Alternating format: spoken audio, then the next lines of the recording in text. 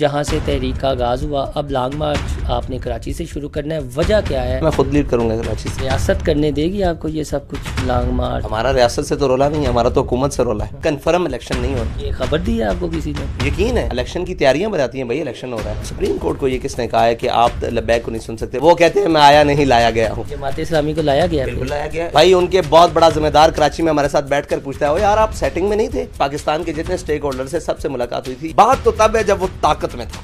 कहे कि मेरी जिद इमरान खान है, जब वो कहता था तो मैंने मतलब एक मुदाकरात के दौरान हमने कहा था ये जिद तुम्हारे गले पड़ेगी। 11 मई और फिर 22 मई को आपका लॉन्ग मार्च चला गया लाहौर, जहाँ से तहरीक का आगाज़ हुआ। अब लॉन्ग मार्च आपने कराची से शुरू करना है, वजह क्या है लोग जानना चाहते हैं। बिस्मिल्लाहिर्रहमानिर्रहीम, बहुत शुक्रिया। पहले हमने ऐलान किया था 11 मई का, उसके बाद हमारे साथियों ने ये मुशावरत की कि इलेक्शन का ऐलान है और सारी मारामारी है, तो आप बेहतर ये है कि इस ऐलान के बाद इलेक्शन की डेट जो दी हुई है, जो कि नहीं हो रहा, कन्फर्म इलेक्शन नहीं हो रहा। खबर दी है आपको किसी ने? नहीं, यकीन है, इलेक्शन की तैयारियां बताती हैं भाई इलेक्शन हो रहा है। प्रोग्राम किसी प्रोग्राम ने होना हो तो उसकी तैयारी बताती है कि ये प्रोग्राम हो रहा है। तो इलेक्शन कोई मजाक थोड़ी है, एक इवेंट है, बहुत बड़ा है, एक जिम्मेदारी है। तो जिम्मेदारी के ऊपर जिन लोगों ने जिम्मेदारी निभानी है, हम उन लोगों की सुबह शाम आनी है जानी है, देख रहे हैं कि वो क्या कर रहे हैं इलेक्शन के लिए। तो इलेक्शन तो नहीं हो रहा। हमारे सामने जो सूरत हाल है उससे वाज़ेह हो रहा है। आप क्या समझते हैं? ये कोई भी मुल्क में कोई समझता है कि इलेक्शन नहीं हो रहा? जो टिकटें देकर बैठे हैं वो भी इलेक्शन की तैयारी नहीं कर रहे। उनका कहाँ है किसी हल्के में कोई उनकी तैयारी, और जो टिकटें नहीं दी वो भी सुकून से बैठे हुए हैं। तो इलेक्शन की हमारे सामने ये वजह। बहरहाल फिर भी हमने उस तारीख का इंतजार किया कि शायद इलेक्शन की कोई नवीद हो जाए। तो इससे बाद हमारी ये काबीना ने क्या कि यहाँ तो गवर्नमेंट है, ये क्या कहते हैं, सेटअप है दूसरा जो अबूरी हुकूमत है, तो उससे बेहतर है कि हम जो लोग हुकूमत के अंदर बैठे हुए हैं वहाँ से शुरू करके और जो मौजूदा फेडरल के अंदर जाएँ। तो ये हमारा प्लान हुआ, तो हमने फिर कराची से इसलिए शुरू किया। खुद लीड करेंगे कराची? जी इंशाल्लाह मैं खुद लीड करूँगा कराची से। हमारी पूरी शूरा भी साथ होगी, मरकज़ी ओहदेदारान सारे इंशाल्लाह। रियासत करने देगी आपको ये सब कुछ लॉन्ग मार्च? हमारा रियासत से तो रोला नहीं है, हमारा तो हुकूमत से रोला है। रियासत को इख्तियार नहीं है हमें रोके। हमारा जमहूरी हक है, हम कहीं भी एहतजाज करें, कहीं भी मार्च करें। हम पाकिस्तान की रजिस्टर्ड इलेक्शन कमीशन की पार्टी। अब सब एक एतराज़ लब्बैक पे ये आता है कि जो दीनी मामलात होते हैं इन्हें ये अपना मरकज़ी नुक्ता रख लेते हैं। अगर ये दीनी मामलात ना हो तो लब्बैक कहाँ स्टैंड करती है जो अवामी इशूज़ हैं? तो हम आपसे ये जानना चाहेंगे जो अवामी इशूज़ है, जो माशरती इशू है, जो माशी इशू है, उस पर लब्बैक की क्या हिकमत अमली है? देखिए, पाकिस्तान जब बना है ना तो एक दीनी इशू था जिसको अल्लामा इकबाल ने उठाया और अल्लामा इकबाल और कायद आज़म ने उठाया और पाकिस्तान बना। वो था, सारे जोर लगा बैठे थे, फिर वही जोर लगा के बढ़ के रहेगा हिंदुस्तान, बन के रहेगा पाकिस्तान। और पाकिस्तान का मतलब क्या? ला इलाहा इल्लल्लाह। ये दीनी इशू है ना, ये मज़हब का इस्तेमाल हुआ है ना, ये सारा कुछ इस्तेमाल का है, ये मज़हब का नाम लिया गया, ये मज़हब का नाम लिया गया तो पाकिस्तान बना है। इसीलिए पाकिस्तान में फ़ौक़ियत भी इसी चीज़ को होगी, नाम भी इसी का रहेगा। बाकी पाकिस्तान के दूसरे मसाइल के लिए देखें, हमने महंगाई के लिए पहले भी आवाज़ उठाई, फिर शटल डाउन का वो कॉल हुई, बड़ी एहतजाज, अल्हम्दुलिल्लाह हमारा कामयाब रहा ऑल ओवर। फिर उसके बाद अब इंशाअल्लाह हम लॉन्ग मार्च करने के लिए जा रहे हैं। तो दीनी हो, मिली हो, मुल्की हो, कोई भी मसला हो, लब्बैक अपना वाज़े किरदार अदा करती है। आप देखें, अभी इलेक्शन कमीशन में जहाँ सुप्रीम कोर्ट में जब हमारा गए हैं नुमाइंदे, तो सुप्रीम कोर्ट को ये किसने कहा है कि आप लब्बैक को नहीं सुन सकते? वो कह रहे हैं हम लब्बैक को नहीं सुन सकते।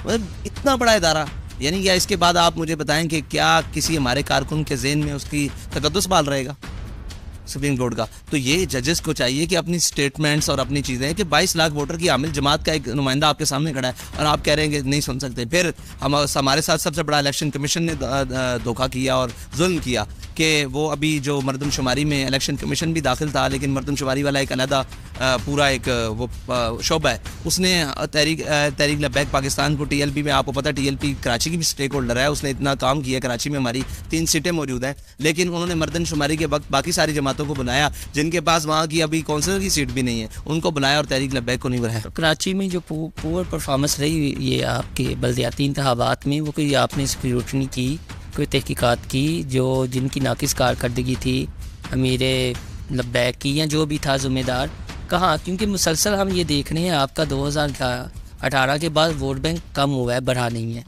हमारा तहरीक लब्बैक पाकिस्तान का 18 के बाद वोट बैंक ज़्यादा हुआ है, लेकिन वो कम किया जा रहा है।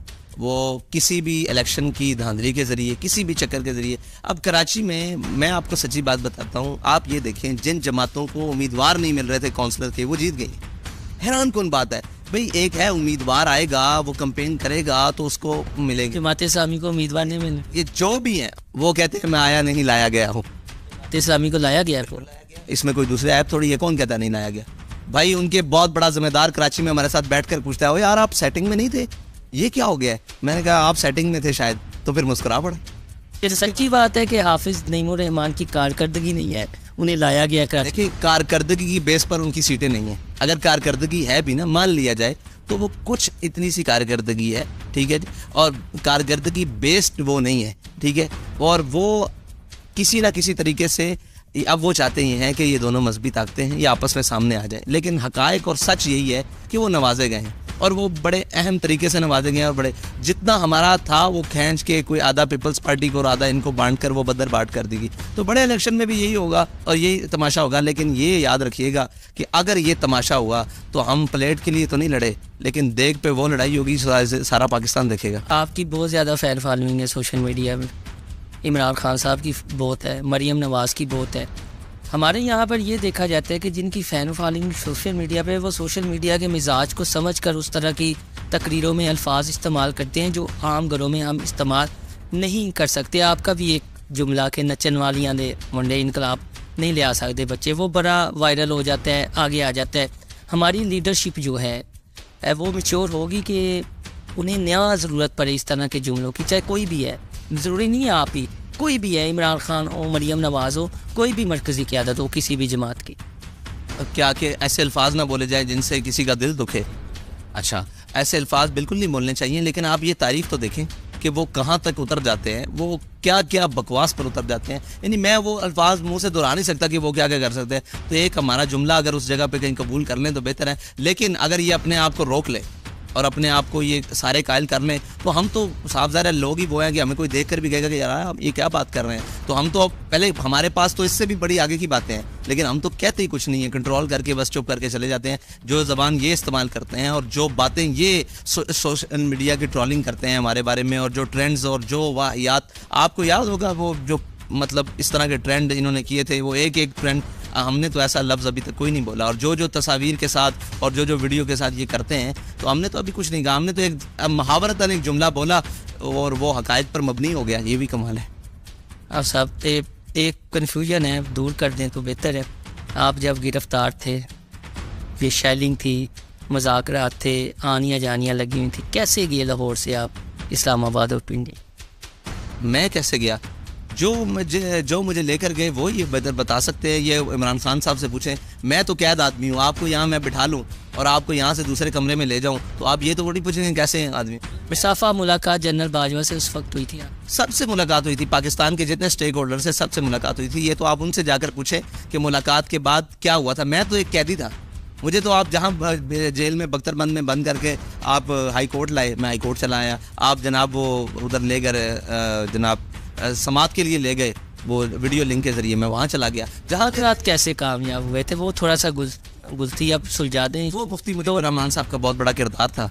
मुफ्ती मुनीबुर रहमान साहब तशरीफ़ लाए थे और उन्होंने आपके सामने वो तस्वीर भी वायरल हुई थी। किसने मुतारक किया था? मुफ्ती मुनीबुर रहमान साहब को उनके दीनी जज्बे ने मुतारक किया था कि उनके बच्चे रोडों के ऊपर बैठे हुए हैं। बाजवा साहब मान गया था, तो मानना पड़ना था ना। बाजवा साहब कोई भी होता, मानना पड़ना था यार। बाजवा साहब कौन है? फैज साहब से कितनी मुलाकातें नहीं दुराने कैद?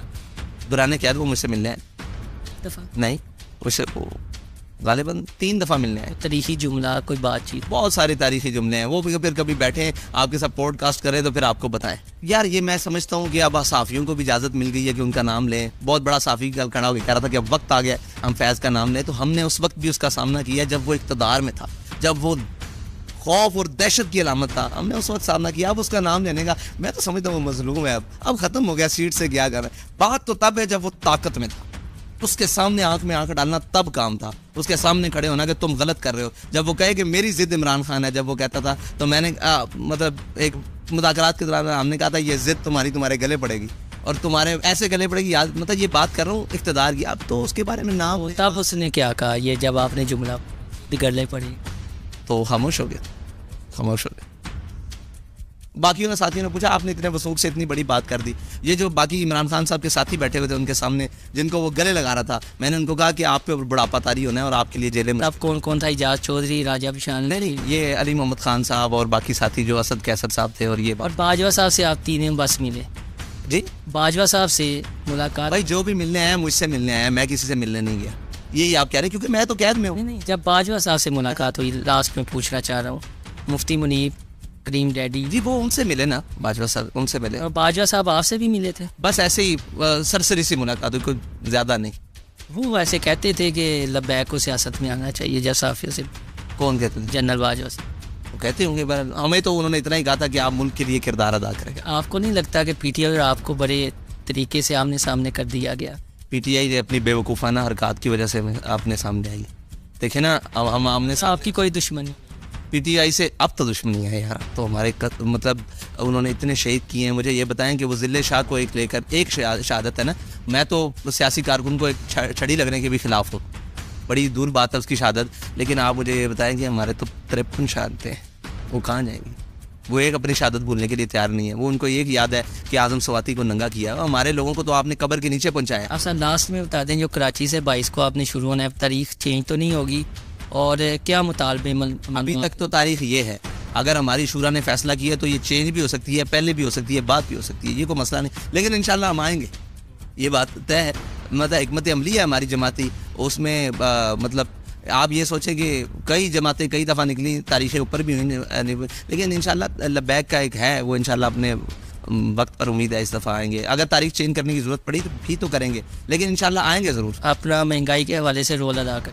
अब महंगाई के हवाले से, मुल्की मिली और दस्तूर जिस आइन के हवाले से लोग पूछते हैं कि जी आप तब इमरान खान को उतारा जा रहा था, तब आइन के खिलाफ आइन के हक में खड़े हो गए थे, तो आज क्यों नहीं? मैंने कहा आज भी हम आइन के हक में खड़े हैं, लेकिन आइन वाले हमें अपने सामने नहीं खड़ा करने देते, अगर अपने हक में खड़ा नहीं होने देते। वो कहते हैं इनको सुनना नहीं है, तो भाई हम फिर कौन से आइन के हक में खड़े हों?